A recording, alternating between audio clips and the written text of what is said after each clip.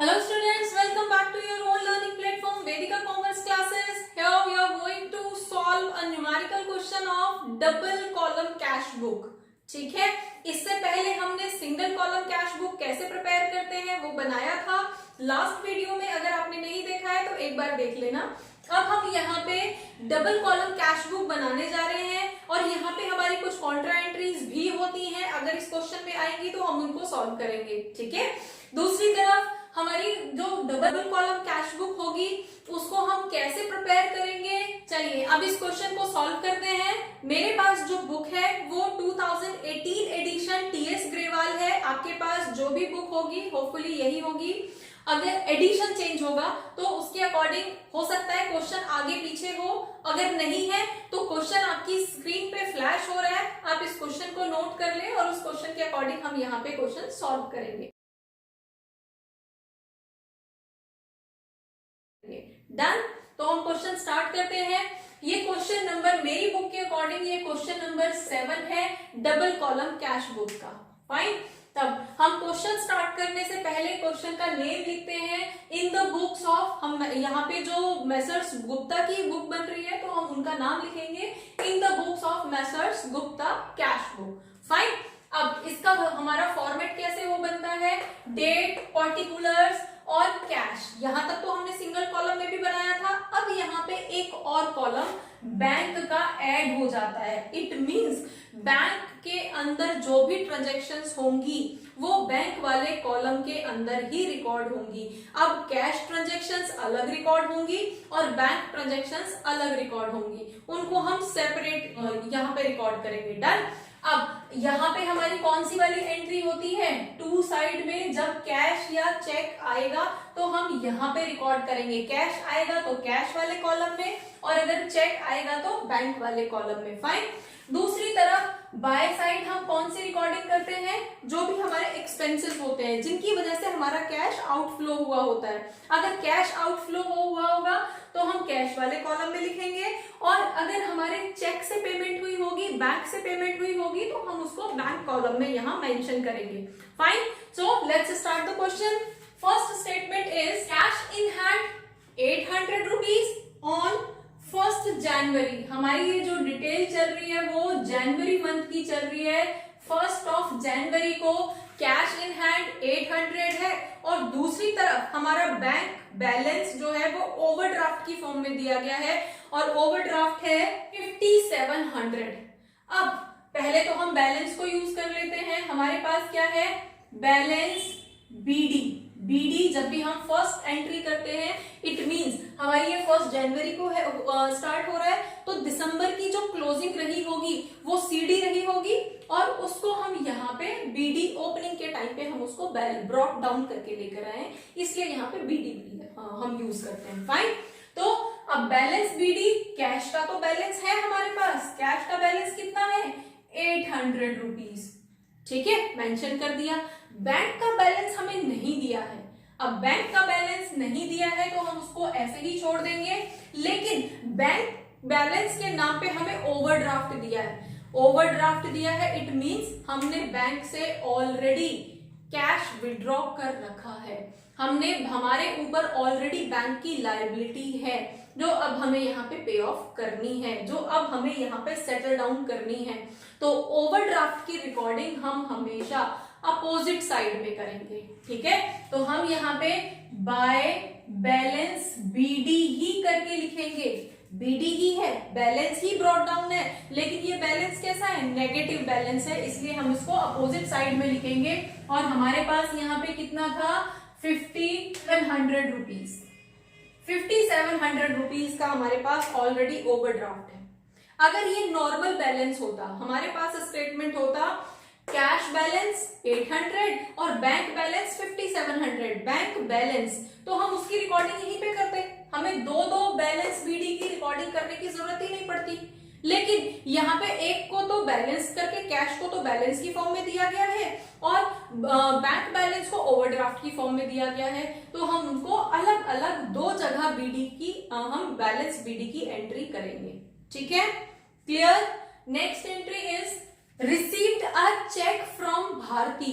अब 3rd of January को received a cheque from Bharti ₹3250 का हमें चेक रिसीव हुआ है भारती से, और 150 रुपीज का हमने डिस्काउंट अलाउ किया है। ओके, जब यहाँ पे हमारे पास चेक रिसीव्ड वर्ड आ गया, रिसीव्ड मतलब चेक हमें मिल चुका है, और जब चेक मिल चुका है तो चेक प्रिपेयर हो चुका है, उसमें कोई करेक्शन तो होनी नहीं है। तो अब इस डिस्काउंट वर्ड का हमारे लिए कोई यूज नहीं बचता, हम सिर्फ जो अमाउंट का हमें चेक मिल गया है हम सिर्फ उसकी रिकॉर्डिंग करते हैं।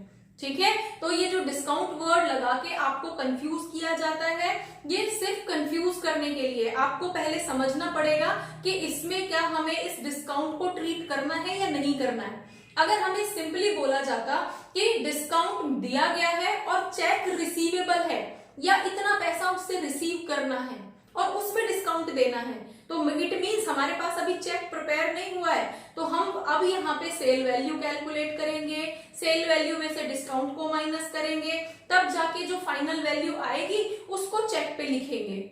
ठीक है, लेकिन अब यहाँ पे क्या बोला जा रहा है कि चेक रिसीव्ड, चेक बन चुका है 3250 का, 3250 का, और 150 का आपने डिस्काउंट दिया है। इट मींस 3400 की ट्रांजैक्शन थी जिसमें से 150 का डिस्काउंट दे दिया गया है और बाकी बचे हुए पैसों का फॉर्म में आपको चेक मिल गया।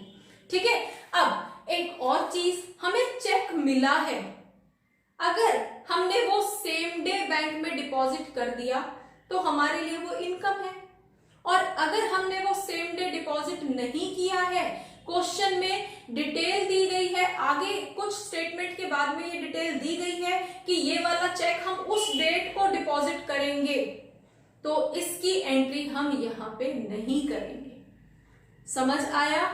अगर किसी भी चेक रिसीव्ड की डेट हमें आगे चल के दी गई है कि हम किसी फर्दर डेट में जाके उसको बैंक में डिपॉजिट करेंगे, तो जब तक वो बैंक में डिपॉजिट नहीं हो जाता तब तक वो चेक हमारे लिए कागज का टुकड़ा है, उस कागज के टुकड़े की कोई रिकॉर्डिंग नहीं होगी जब तक वो बैंक तक नहीं पहुंच जाता।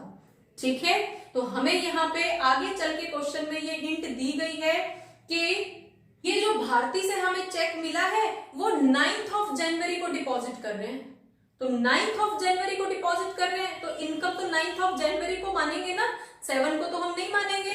तो हम यहाँ पे 7 का ना लिख के हम 9th of January रिकॉर्ड करेंगे।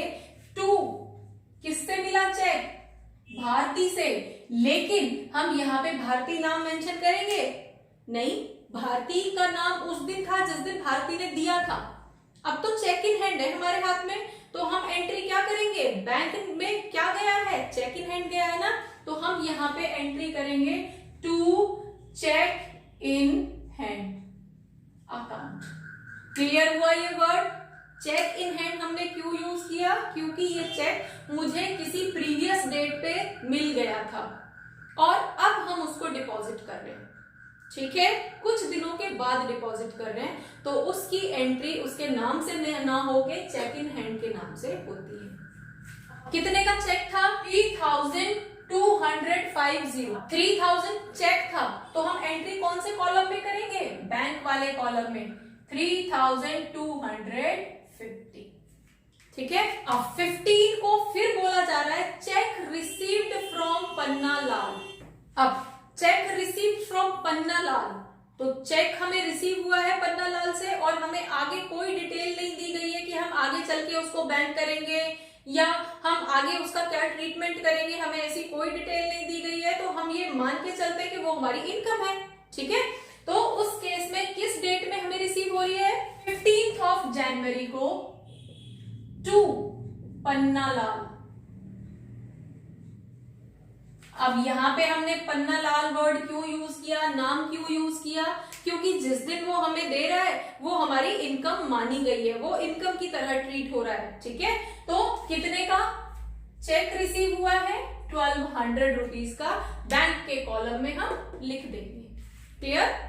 नेक्स्ट स्टेटमेंट इज 20 जनवरी को हमें पता चलता है कि जो भारती का चेक था वो डिसओनर हो गया। अब डिसओनर होने के लिए हम क्या करेंगे, जब भारती से रिसीव हुआ था तो हमने यहाँ पे इनकम की फॉर्म में लिख दिया था जिस दिन भी हमने बैंक किया था उस चेक को, लेकिन अब वो चेक बाउंस हो गया तो लायबिलिटी वापस भारती के ऊपर आ गई। तो हमारे पास यहाँ पे हम उसकी रिवर्स एंट्री कर देंगे बाय भारती। अब भारती की लायबिलिटी हमारे पास आ गई है, उसका अमाउंट कितना था भारती का 3250। हम यहाँ पे बाय भारती करके, क्योंकि चेक बाउंस हुआ है, उसको हम यहाँ पे डाल देंगे। ठीक है, अब जो भारती का चेक बाउंस हुआ है उसकी पेनल्टी तो हमें पे करनी पड़ेगी ना, तो उसको हम बाय भारती करके यहाँ पे मेंशन कर देंगे। डन। नेक्स्ट इज 28 जनवरी को, ये 8 जनवरी को हमारा जो पन्नालाल वाला चेक था उसको हमने एंडोर्स कर दिया कमल को। एंडोर्स करने का मीनिंग क्या होता है, सपोज पन्नालाल को हमारा कुछ पैसा लौटाना था, उसने मुझे चेक दे दिया, अब मुझे किसी का सेम अमाउंट लौटाना होगा, तो उस केस में जो चेक मुझे यहां से आया था वही चेक मैं उसको दे दूंगा। ठीक है, तो इसलिए ये चेक जो है मेरी इनकम की तरह ट्रीट किया गया था, और अब ये चेक मेरी लायबिलिटी को पे ऑफ करने के काम आएगा, तो हम इसको यहाँ पे सेम एज इट इज 28 को बाय एंडोर्समेंट, ठीक है, या एंडोर्स टू कमल अकाउंट। ठीक है, हमने कितना अमाउंट था पन्नालाल का 1200 का था, तो 1200 हमारे यहाँ पे ऑफ हो गए। मीन्स जो पन्नालाल का चेक आया था वो मैंने कमल को दे दिया, तो उससे मेरी इनकम की फॉर्म में जब आया था तो इनकम हुआ, और उससे मेरी एक लायबिलिटी पे ऑफ हो गई, इसलिए हमने यहाँ पे दोनों जगह रिकॉर्डिंग की है। क्लियर।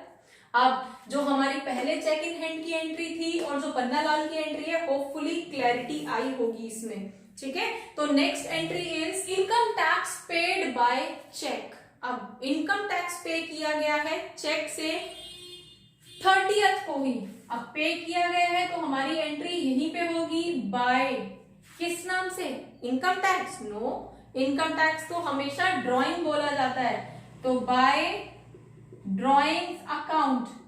और ड्राइंग किससे हुई है, कैश में या बैंक से, चेक से हुई है ना, तो हम यहाँ पे मेंशन करेंगे। और हमने कितना इनकम टैक्स पे किया है 150।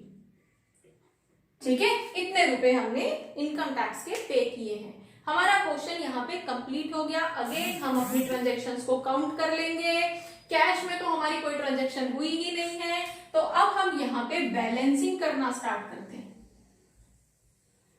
ठीक है, तो पहले कैश को ही कर लेते हैं। कैश में बहुत ज्यादा आइटम्स नहीं है, तो कैश का बैलेंस हमारा कितना आ रहा है 800 रुपीज।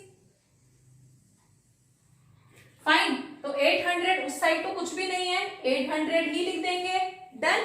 और हमारे पास क्या आ जाएगा 31 जनवरी को by balance CD carry down.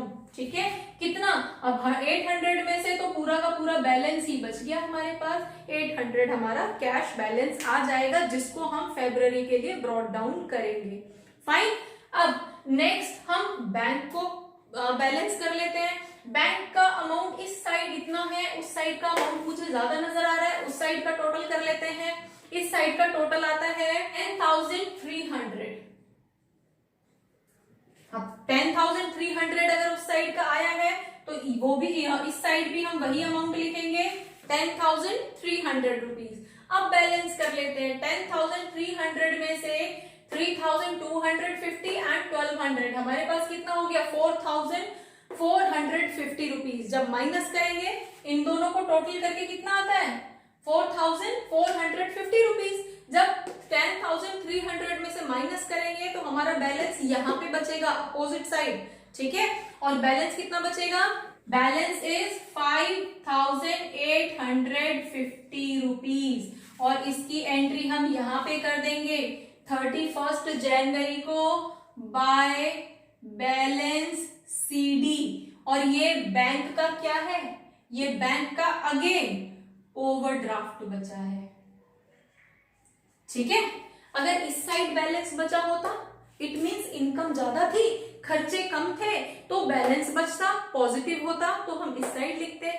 लेकिन ये क्या शो हो रहा है बैंक में कि बैंक के जो है वो एक्सपेंसेस ज्यादा है, ऑलरेडी हमने स्टार्टिंग ही लाइबिलिटी से की थी और इनकम कम है, तो उस केस में हमारे पास अगेन ओवरड्राफ्ट बचेगा जिसको हम नेक्स्ट मंथ के लिए ब्रॉट डाउन करेंगे और उस ओवरड्राफ्ट को हम अपोजिट साइड यहाँ पे मेंशन करेंगे। सॉरी बाय नहीं, टू, ये तो टू साइड में बचा है ना, क्लियर?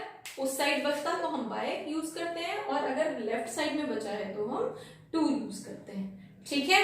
तो हमारी फाइनल एंट्री, हमारा double column cash book is like this.